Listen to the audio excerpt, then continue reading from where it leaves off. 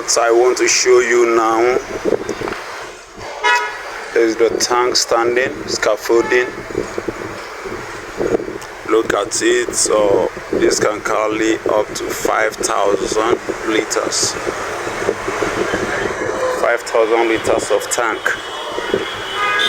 You can see it. We just completed it.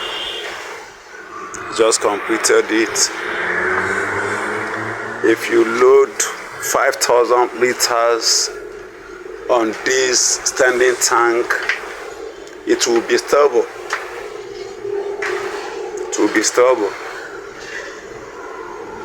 You can see it. We just completed it.